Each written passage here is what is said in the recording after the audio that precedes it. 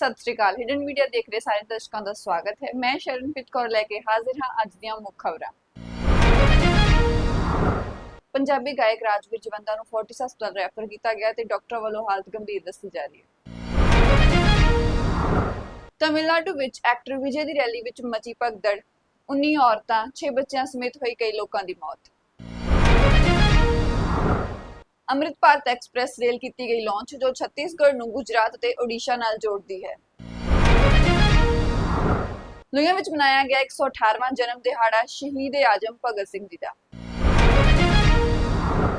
18 ਸਾਲਾਂ ਦੀ ਸ਼ੀਤਲ ਦੇਵੀ ਬਿਨਾਂ ਬਾਹਾਂ ਦੀ ਔਰਤ ਤੀਰਅੰਦਾਜ਼ੀ 'ਚ ਬਣੀ ਵਿਸ਼ਵ ਚੈਂਪੀਅਨ।